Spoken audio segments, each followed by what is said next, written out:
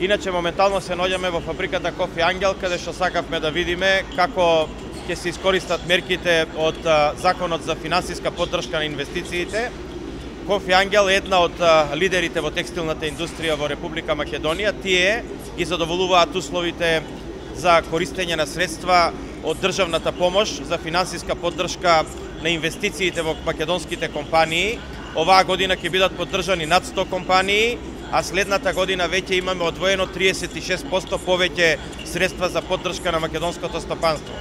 Јас лично сум многу задоволен гледајќи што тука се случува со средствата кои што ќе бидат доделени од страна на државата, а тие ќе бидат само 10% од тоа што ќе биде овде инвестирано, остатокот ќе го инвестира сопственичката структура, односно сопствениците на компанијата,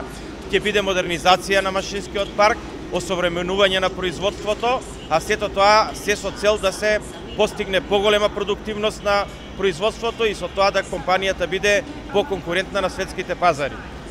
Кофи Ангел е одлична компанија, таа има во главно извоз на своето производство, работи за реномирани светски брендови и очекуваме дека со оваквата поддршка тие само ќе го зголемуваат своето производство и својот извоз.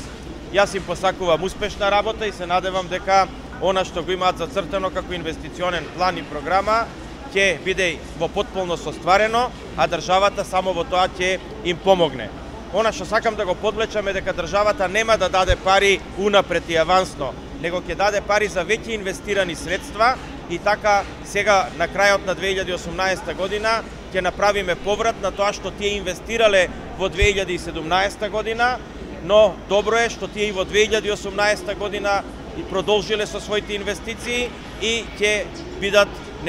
вратени тие средства од страна на државата до крајот на 2019 година. Благодариме на мерките на владата што конечно после 14 години постоење компанијата Кофи Ангел за прв пат од своето постоење добива финансиска помош од страна на владата и преди се планираме да продолжиме со процесот на инвестирање во контекст на зголемување на степенот на извозот и стабилизација на работната сила и зголемување на животниот стандард на истата. Од тие причини во континуитет мора да инвестираме во технички технолошкиот развој и самите сите знаеме дека процесот на технолошката револуција и индустриализација број 4 е веќе длабоко отпочната и секако доколку сакаме да градиме економски раст на нашата компанија, нашата држава и ние мора да се носиме со сите тие предизвици. Благодариме уште еднаш на владата што не поддржува во овие инвестиции. Може би да, некој ќе каже дека е минорна количината од 10% надомес, меѓутоа сега пред малку разговаравме, секоја помош е добре дојдена на компаниите за да може да постигне зголемен раст. Како представник на Стопанската комора на Македонија, Кофи Ангел во континуитет се бори за надоградување на регулативите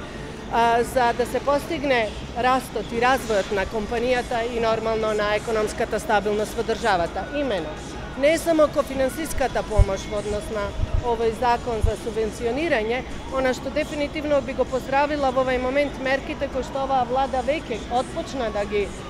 превзема, кои што истите беа користени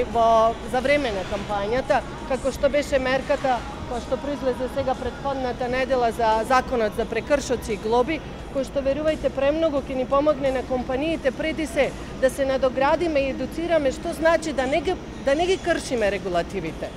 Глобата не представува ефект ни на државата, ни на компанијата. Тоа е едностран импакт. Многу е поквалитетно и подобро кога некој ви укаже на кој начин треба да имплементирате регулативата, се со цел за да го градиме, да си ги градиме своите бизниси на она ниво како што треба. Се надевам дека нашата соработка со владата во делот како Стопанска комора ќе продолжи во делот на надоградувањето и другите регулативи и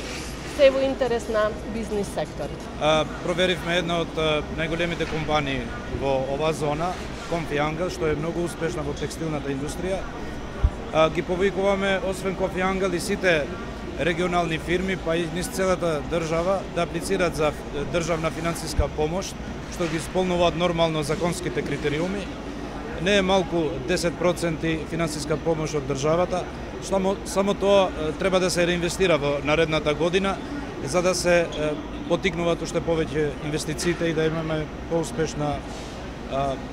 економска перспектива.